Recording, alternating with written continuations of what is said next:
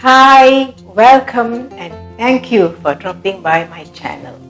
The recipe that I'm sharing with you today is a traditional Indian breakfast recipe, Rava Uppuma. I'll show you how to make soft and fluffy Rava Uppuma.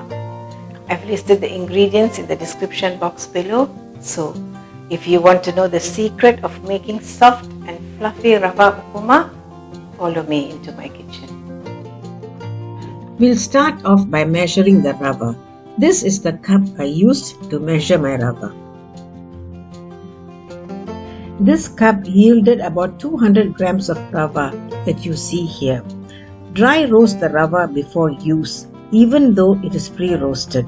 This does wonders for your upuma. You don't have to weigh your rava. Just use the same cup or mug or other utensil that you use to measure your rava to later on measure the amount of water. That's all. This is the cup I used to measure the rava. I will be using this cup to later on measure the amount of water. I have one big onion here that I'm going to now chop up.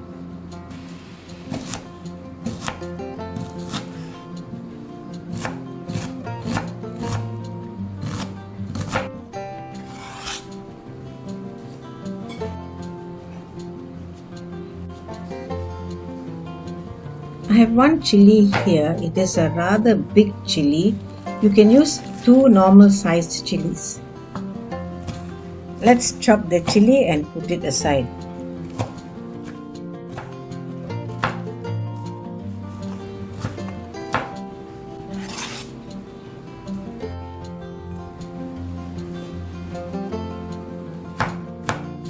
I'm chopping 15 grams of ginger into small pieces.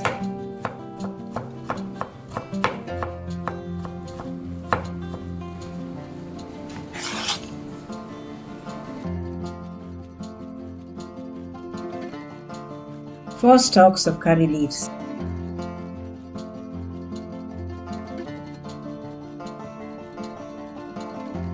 Two tablespoons of urad dhall. 1 teaspoon of mustard seeds. I just added the mustard seeds into 4 tablespoons of coconut oil in a wok on a medium flame. Let's now wait for the mustard seeds to crackle. The urad dhall goes in next, followed by the ginger. Let's give this a stir.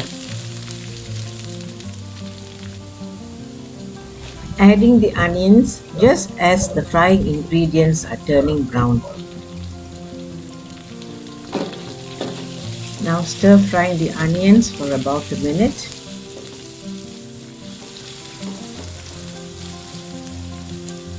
The green chilies go in now, together with the curry leaves. Let's stir the frying ingredients and wait until the onion turns translucent. The important step of adding the right amount of water comes after the onion turns translucent. This step is crucial because less than adequate water will render your upuma dry with a texture like sand, while more water than necessary will make it wet and clumpy. Like this, it will not be a good upuma nor a good rava khichdi. Let's now pause to add the water. I'm adding 2.5 cups of water. The cup is the same cup I used to measure the rava. The rava to water ratio, therefore, in my recipe, which is my mother's recipe, is 1:2.5. The half cup of water is going in now. To continue my narrative, a rava khichdi is a very wet and soggy upuma that is quite delicious in its own right. What we don't want is something that is in between and clumpy. That's why the amount of water is very important. Adding salt now. Let's now give the water a stir and leave it to boil on a high flame. The water has come to a boil. This is when I usually taste for salt. Now reduce the flame to low and begin adding the rava. Use this type of spatula from now on. I'll explain why. For the newbie cook, this is when the heart palpitations begin. However, just remember to add the rava slowly, little by little, while stirring all the time in a circular fashion to distribute the rava evenly into the water. Keep stirring the rava on a low flame.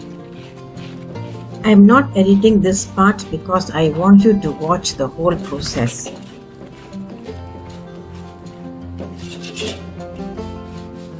Once all the rava is well incorporated into the water, add some ghee. You can add as much or as little ghee as you like. Stir the ghee in and then immediately cover the upuma and let it be for 1 minute.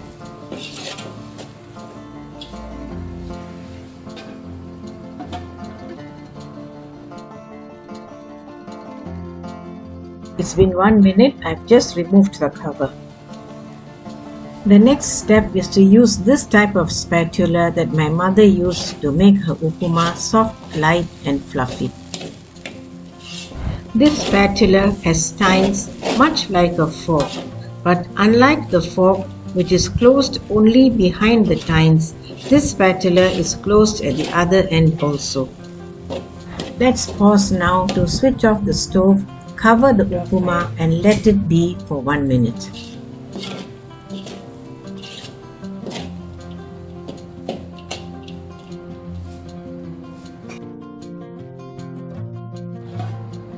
It's just gone 1 minute. Now let me show you how to use the spatula to make your upuma soft and fluffy. You have to use it like a rake in an upwards and downwards motion like I'm doing now. The barrier at the other end of the tines keeps the tines enclosed and makes it possible to rake the rava in an upwards and downwards motion while containing the rava within its tines. This raking motion separates the semolina grains and prevents them from clumping together. This spatula is therefore your workhorse to make your upuma soft, light and fluffy. Keep raking the upuma as I'm doing now and you'll soon have soft, light and fluffy upuma. I'm not editing this part of the video also because I want you to see the motion of the spatula. To recap, follow a few procedures to get the right upuma. Firstly, roast the rava. Secondly, ensure the ratio of rava to water is 1:2.5. Thirdly, add the rava a little at a time while stirring in a circular manner.